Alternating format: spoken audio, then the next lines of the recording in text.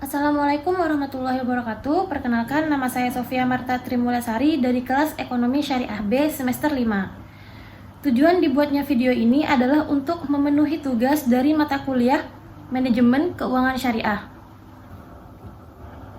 Nah, jadi materi kali ini yang akan saya bahas adalah keuangan di lembaga pegadaian syariah.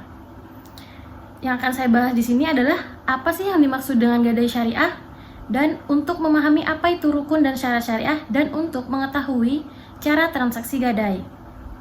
Yang pertama yang akan saya bahas yaitu pengertian gadai syariah atau ar-ran. Pengertian gadai syariah dalam Islam disebut ran, yaitu perjanjian menahan suatu barang sebagai tanggungan utang.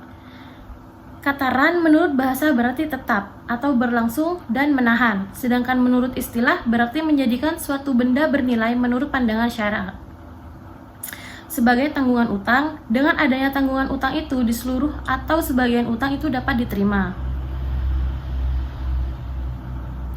Gadai ran dalam bentuk transaksi yang dilakukan oleh seseorang membutuhkan dana, sehingga menggadaikan barang yang dimiliki sebagai jaminan kepada bank syariah, dan atas izin bank syariah orang tersebut dapat menggunakan barang yang digadaikan dengan syarat harus dipelihara dengan baik. Bank syariah akan membebankan biaya jasa gadai sesuai kesepakatan. Nah, di sini jadi pengertian gadai menurut syariat Islam juga berbeda dengan pengertian gadai menurut ketentuan hukum adat. Yang mana dalam ketentuan hukum adat, pengertian gadai yaitu menyerahkan tanah untuk menerima pembayaran sejumlah uang secara tunai dengan ketentuan si penjual atau penggadai tetap berhak atas pengembalian tanahnya dengan jalan menebusnya kembali.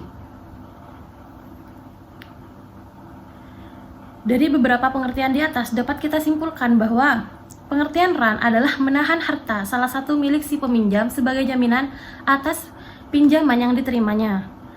Secara sederhana dapat dijelaskan bahwa ran adalah semacam jaminan hutang gadai. Seperti itu. Adapun perbedaan ran dalam hukum Islam dilakukan secara sukarela atas dasar tolong-menolong tanpa mencari keuntungan. Sedangkan gadai menurut hukum perdata di samping berprinsip tolong-menolong juga mencari keuntungan dengan cara menarik bunga atau sewa modal. Baik, sekarang saya akan membahas tentang rukun dan syarat gadai. Yang pertama, rukun gadai. Di sini rukun gadai ada dua. Yang pertama, akid atau orang yang berakad. Jadi, akid adalah orang yang melakukan akad yang meliputi dua arah, yaitu rahin atau orang yang menggadaikan barangnya, dan yang kedua murtahin atau orang yang berpiutang dan menerima barang gadai atau penerima gadai.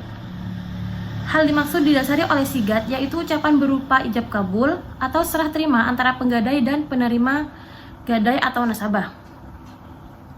Untuk melaksanakan akad ran yang memenuhi kriteria syariat Islam, sehingga akad yang dibuat oleh dua pihak atau lebih harus memenuhi beberapa rukun dan syarat. Nah, yang kedua yaitu ma'qud alaih atau barang yang diakadkan. Ma'qud alaih meliputi dua hal, yaitu yang pertama marhun, barang yang digadaikan, dan yang kedua marhun bihi dain atau utang yang karenanya diadakan akad ran. Baik, selanjutnya di sini ada syarat-syarat gadai. Selain rukun yang harus terpenuhi dalam transaksi gadai, maka dipersyaratkan juga syarat. Syarat-syarat gadai yang dimaksud terdiri di atas. Yang pertama, sigat. Syarat sigat tidak boleh terikat dengan syarat tertentu dan waktu yang akan datang.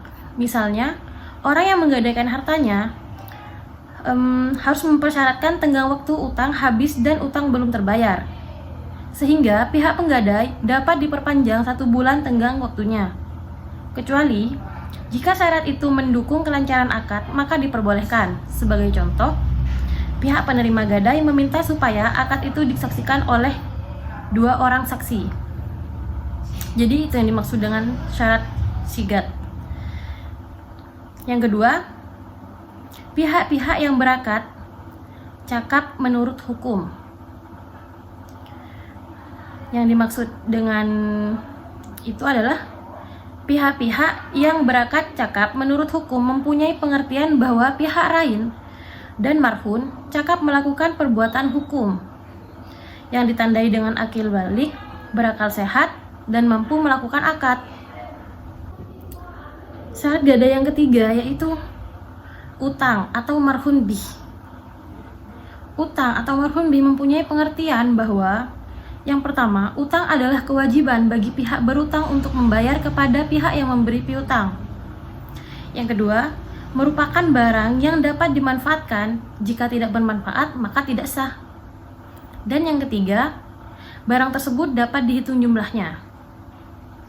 Selanjutnya, yang terakhir yaitu marhun, syarat marhun.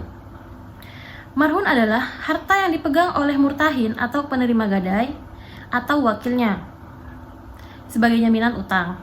Para ulama menyepakati bahwa syarat yang berlaku pada barang gadai adalah syarat yang berlaku pada barang yang dapat diperjualbelikan, yang ketentuannya adalah yang pertama, agunan itu harus bernilai dan dapat dimanfaatkan menurut ketentuan syariat Islam.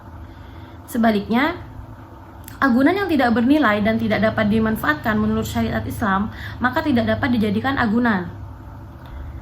Yang kedua, agunan itu harus dapat dijual dan nilainya seimbang dengan besarnya utang. Yang ketiga, agunan itu harus jelas dan tertentu, harus dapat ditentukan secara spesifik, seperti itu. Dan yang terakhir, yang keempat maksudnya, agunan itu milik sah debitur. Yang keenam, agunan itu tidak terikat dengan hak orang lain. Yang keenam, agunan itu harus harta yang utuh, tidak berada di beberapa tempat. Lain halnya dalam praktik perbankan konvensional, agunan kredit boleh berupa tagihan yang dibuktikan dengan surat atau utang bukti lainnya. Demikian pula boleh dijadikan agunan kredit barang-barang yang bertebaran di berbagai lokasi.